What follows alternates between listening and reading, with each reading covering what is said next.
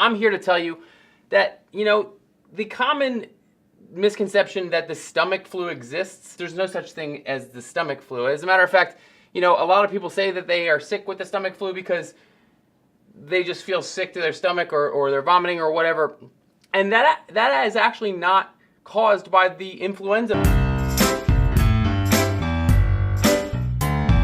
All right, so back to cyber viruses. I know I get caught up with all the actual viruses, but our QTNA for the week is, which of the following viruses has the ability to infect the boot sector and files, right? So it has the ability to infect the boot sector and files. That's what we're looking for.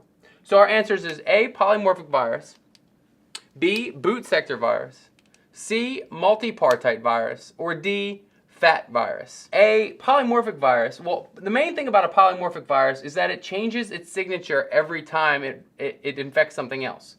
So what that means is there's a built-in polymorphic engine to the virus. Okay, so if a polymorphic virus comes out and infects a file with the signature Matt was here, the next file it infects, it's going to use the polymorphic virus to change that signature, making it extremely hard to detect. So the next file it infects, or the next thing it infects, might be, was Matt here?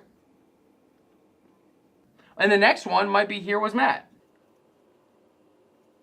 Okay, so every time it's going to use a different signature.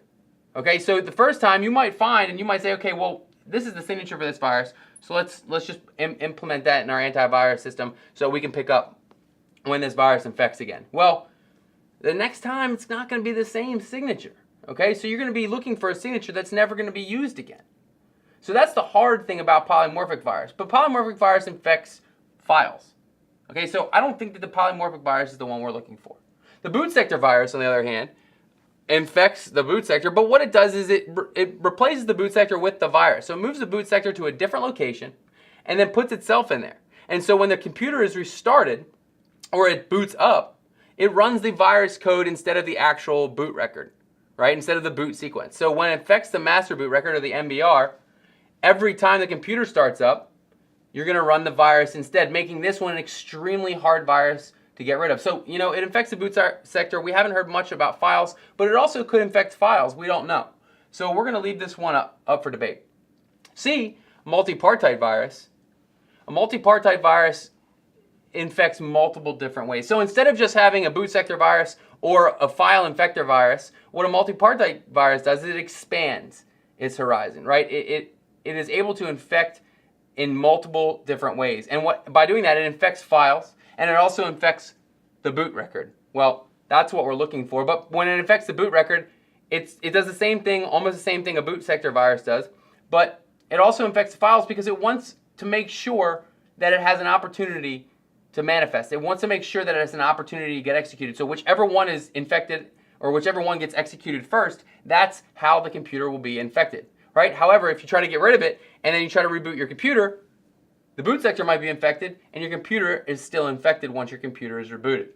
Okay? So C is still up for debate, but I think that we're leaning more towards C than B because it has more to do with boot sector and files. Right? And then the FAT virus stands for your file allocation table virus. And what this does is the virus affects your file allocation table. That's the table that actually has all of the paths or links to files in your system. So if I have a virus that is infecting those paths, links, and even directories, I'm not going to be able to access those files because the pathways will actually be corrupted. Right? So it's infecting your file allocation table, not really having much to do with your boot sector or your files, so we can get rid of the FAT virus. So our answer that we're looking for is multipartite virus, the virus that infects both the boot sector and files, right? It has the ability to infect both of them. All right, so thinking about the boot sector and the file infector virus, the multipartite virus actually takes part in both and is actually much more effective than both of them because it has many more avenues to infect a machine.